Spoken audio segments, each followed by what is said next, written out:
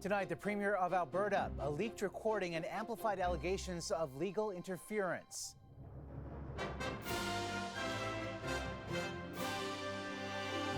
Danielle Smith's conversation with a controversial street pastor. I can ask our prosecutors, is there a reasonable likelihood of conviction? Dueling claims in a deepening dispute. The push for a pause on artificial intelligence. We have come further faster, but there's obligations that come with that. Warnings about the risk of AI's rapid rise. Plus, cracking the code of a popular contest. I won almost 80% of the time. Secrets from a Canadian professor who's on a remarkable roll.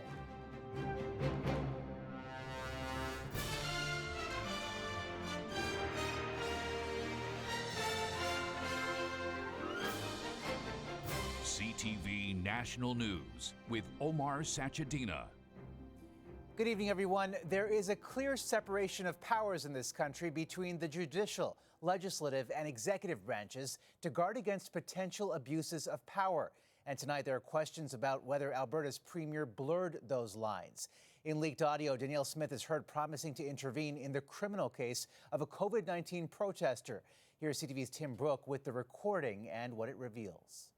A recorded telephone conversation between Danielle Smith and Calgary street preacher Artur Pawlowski starts with admiration. I've been watching your public advocacy for many years, so it's nice to connect with you. Then sympathy. Sorry to hear what they're putting you through. Pawlowski is facing criminal charges related to last year's Coutts border blockade. Smith has previously advocated for the dropping of most pandemic charges. And in the phone call, she appears to take that one step further. I can ask our prosecutors, is there a reasonable likelihood of conviction? And is it in the public interest? And I assure you, I have asked them that almost weekly ever since I got started here. Despite what she said on tape, the Premier has repeatedly denied claims she or her office pressured prosecutors. Smith says she previously miscommunicated when she said those conversations had happened. An internal government email review found no evidence of wrongdoing. Now, her defenders may just say, well, she's asking questions. But if you ask the same question over and over again, is that pressure? The opposition is now renewing calls for an independent investigation. Albertans deserve to be reassured that their justice system is independent of political interference. Smith told Pawlowski she would talk to justice officials, and then she promises to follow up.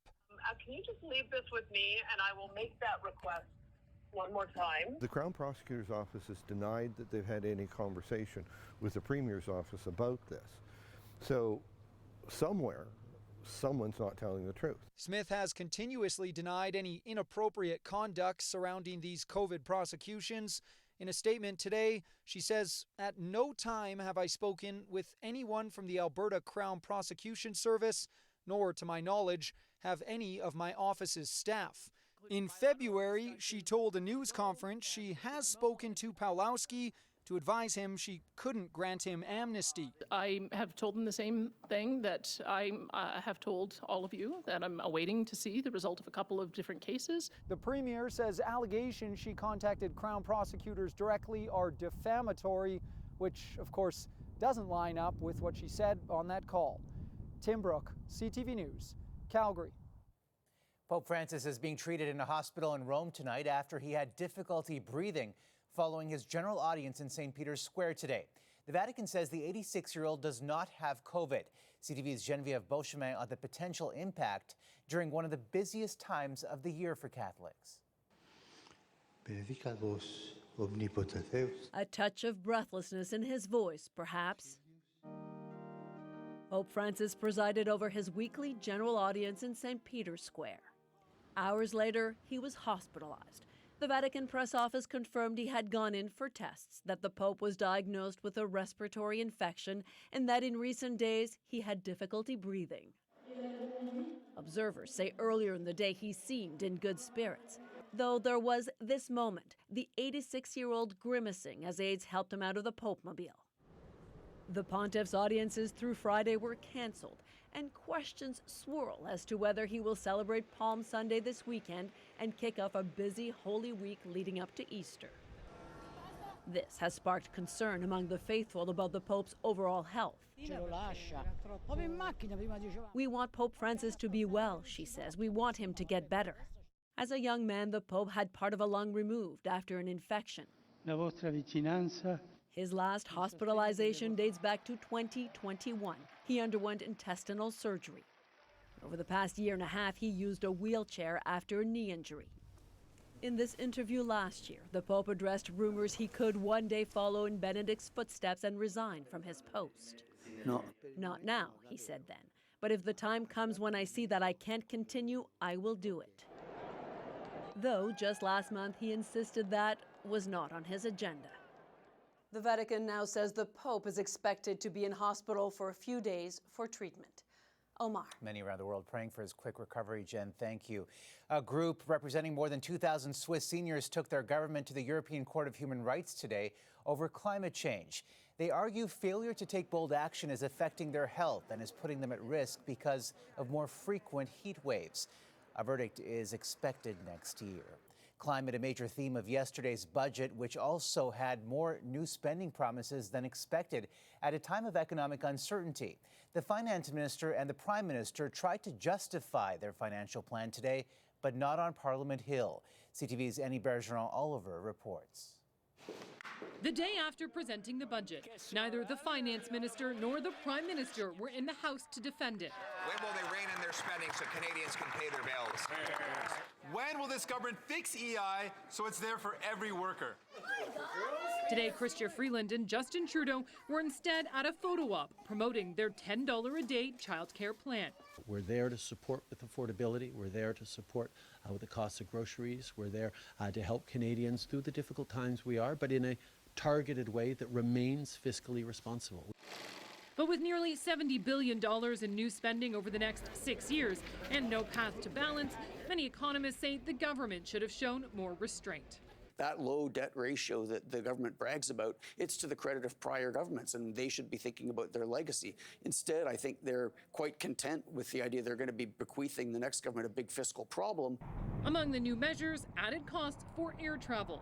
While Ottawa promised $1.8 billion to improve the airport experience, the air traveler's security charge is being increased by 33% to offset costs. That means an extra $5 on a domestic round-trip flight and about $9 on an international round-trip flight. It all is going to come out in the translation as being more expensive to travel than ever before. What won't be as expensive, the tax increase on alcohol. The planned 6% hike has been cut to 2%.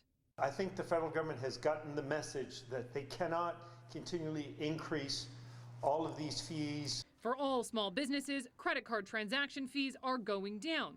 Nobody carries cash anymore. But even a 27% decrease in fees charged by MasterCard and Visa won't do much to help David Worsley's bottom line. It might pay for an invoice here and there. Of course it will. But will it change the game? Will it allow any prospective small business owner to say, okay, great, now I can do X? Not really. The budget excludes any money for pharmacare, and the NDP want legislation tabled on that by the end of the year, or they'll pull support on key votes in the House. This budget, though, Omar, already has the NDP's support. All right, Annie, thank you. The federal government is bringing home more than 24 Canadian women and children detained in Syria. CTV News has learned RCMP investigators are on the ground assessing security risks surrounding their repatriation. But as CTV's Judy Trin reports, that comes with an ask that is making some feel uneasy. Ignored for years by the federal government, Canadian mothers detained in these open-air prisons finally met an official in person. 3 RCMP officers arrived at Al-Raj camp in Syria seeking interviews that would be taped for use in future court cases. One woman asked to call her lawyer. My ex-mother-in-law used to say, no good can come of this, and that would be consistent with and answering any questions from the RCMP in these circumstances. Lawrence Greenspan says his client was concerned not speaking to investigators would result in losing her chance to come home. He reassured her that wasn't the case. So regardless of whether these women speak to the RCMP or not, they are to be brought home. In January, the federal government agreed to repatriate 7 Canadian women and 19 children, but 4 foreign mothers and their 10 children were excluded. These women were married to Canadian men who were missing or died during the Syrian civil war. Advocates have applied for temporary resident permits for these non-Canadian women in hopes of keeping their families together. These moms have been with their kids their whole lives. They've never been separated from them. Their mothers have managed to keep them alive in what amounts to an apocalyptic, horrific camp. Also left out of the agreement are at least 4 Canadian men whose cases are under appeal. They have suspected ISIS ties, but no such evidence has ever been presented in court. This week, more than 100 human rights advocates and legal experts signed an open letter to the Prime Minister calling for the repatriation of all Canadians. The first name on that list, Omar? Former Liberal Justice Minister and Attorney General Alan Rock. All right, Judy, thank you. A small community in Nashville came together tonight after Monday's horrifying school massacre. New video released today shows students frantically running across a busy road as they escaped gunfire at the Covenant School. They were screaming, they were crying, and I had no idea what was even happening. Jason Hoffman was driving by and stopped traffic to get the children to safety. Cheryl Crow was one of the performers at an emotional vigil tonight where community members gathered to remember the 3 children and 3 staff members who were killed.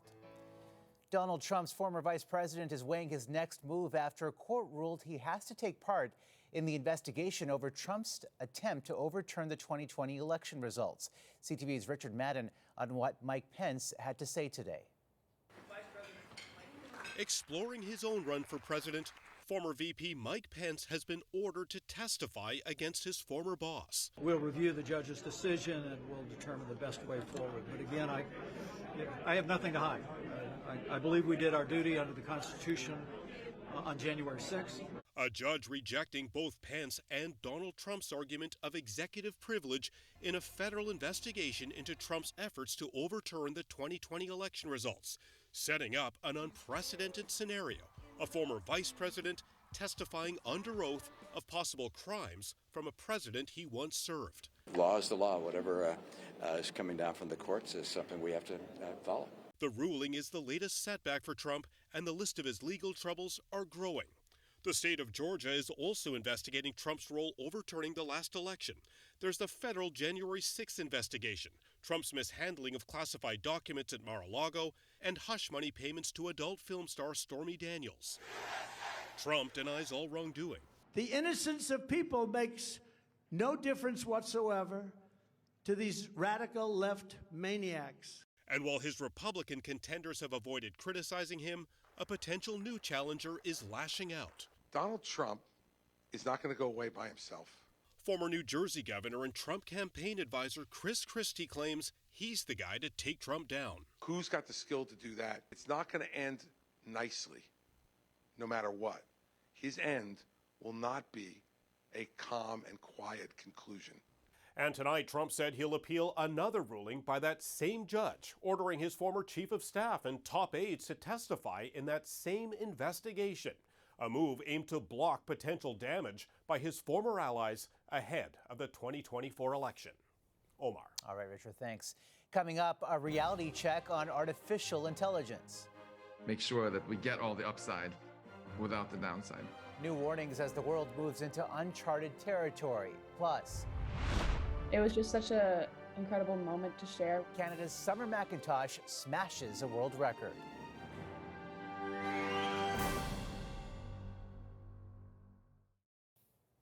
More than 1,000 artificial intelligence experts, including some Canadian researchers, are calling for a pause to the rapid development of new artificial intelligence tools and the potential risks to society. Here's CTV's John Venevelli-Rao.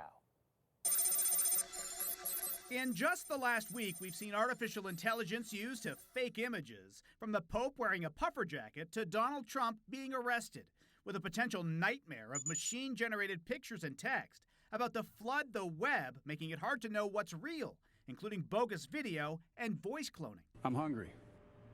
Hey, boy, give me some chicken nuggets. And now a group of AI experts calling for a pause, worried about the potential harm. The worst case scenario is obviously that we humans gradually lose more and more control over our civilization. Earlier this month, OpenAI's latest version, GPT-4, was released, able to quickly generate human-like responses and even analyze images. If you'd asked me 5 years ago if we'd be where we're at with something like GPT-4, I'd say maybe in a decade or two. And so we have come further faster. So Mark Daly is among the experts who've now signed a letter by the nonprofit Future of Life Institute, including tech giant Elon Musk and Apple co-founder Steve Wozniak, calling for a 6-month pause on the training of AI systems more advanced than GPT-4 to give society a chance to adapt. They're worried about an out-of-control race by companies to develop even more powerful systems with no idea what they'll do or how they can be reliably controlled. Quebec's Yoshua Bengio is referred to as a godfather of AI. He signed the letter and is concerned about democracy being destabilized. We already have advertising and political advertising, but imagine that boosted with a very powerful AI that can speak to you in a personalized way and influence you in ways that were not possible before. And while some think the worries are overblown, others believe governments may have to step in. Jonathan Avelli-Rouse, CTV News, Toronto. King Charles began his first overseas tour as monarch with a 3-day trip to Germany. The King and Queen Consort were welcomed with full military honors. Because the British government ultimately signs off on such state visits, the tour is seen as a move to reset the relationship with Europe post-Brexit. British visitors are not welcome in Amsterdam anymore, at least not all of them. The city has launched a new campaign aimed at discouraging rowdy young men from the UK to stay away. The move aims to clean up Amsterdam's reputation as a party capital and highlights the risks of excessive alcohol and drug use. Still ahead, a Hollywood star's recovery. I'm thinking, what's my body look like? Jeremy Renner gives his first interview after nearly losing his life in a snowplow accident.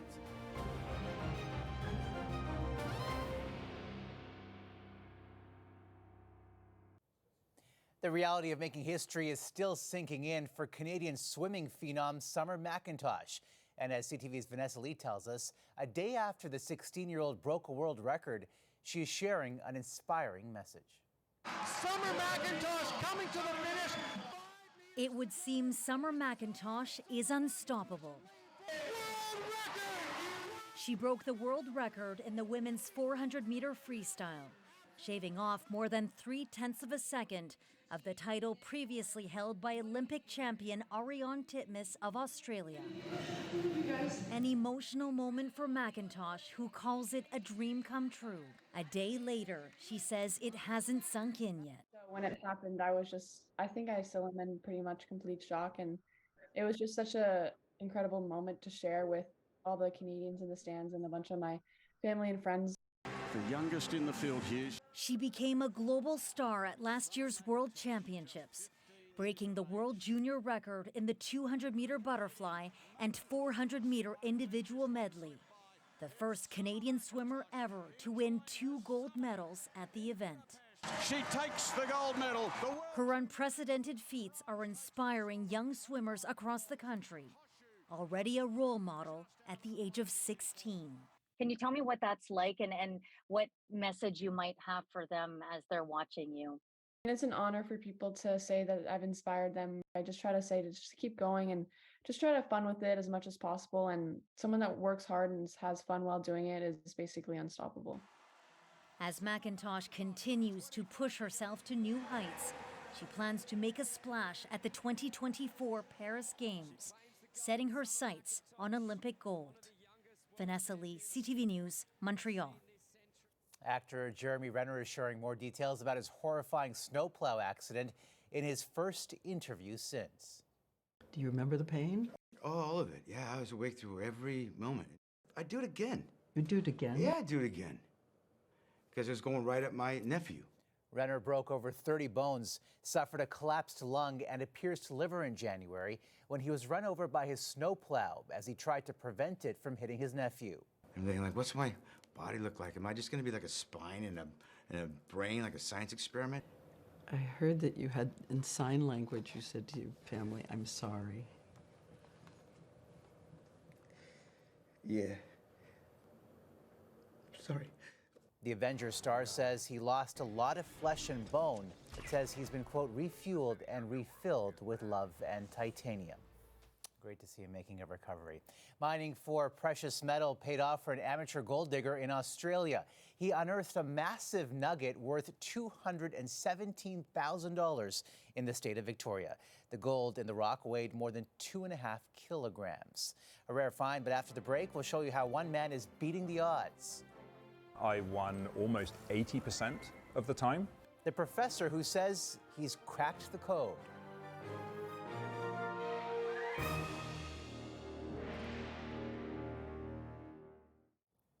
A man who has made math his life's work is sharing a secret tonight.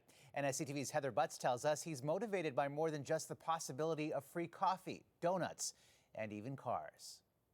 Some coffee drinkers may feel unlucky in the now digital-only roll-up-the-rim contest. I tried a lot. Say try again often. Disappointing. Really disappointing. We get it every day for a week. We'll maybe win once, maybe twice. Yeah. But Michael Wallace, a statistics professor at the University of Waterloo, has shifted the odds in his favor. When I played the roles at the best time, I won almost 80% of the time. Others now envious of that winning streak. Really? Oh, where's he buying his coffee? Yeah. It's not so much where, but when and how he crunches the numbers. They started posting the number of prizes that people were winning as the contest went along. And by recording these data, I was able to plot and figure out an equation. Wallace's theory, play when others are not, and he pinpointed that time to the exact minute. Playing at 3:16 a.m., he won roughly 80% of his rolls. He found the worst time to play was 11:46 a.m. Times that could change now that the secret's out. The game piqued his interest in 2020 when it moved online. He conducted a small experiment, winning 98% of the time. That winning streak ended the following year, but in 2022 he bounced back to a roughly 40% win rate before refining his strategy again. I am always a little bit worried that I'm going to get a letter banning me from my local Tim's.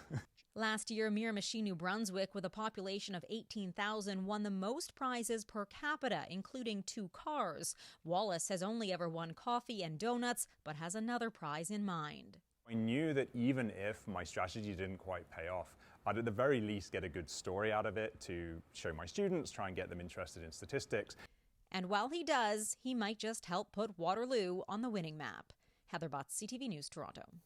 Clearly a passion with some purpose. And that's a snapshot of this Wednesday for all of us at CTV National News.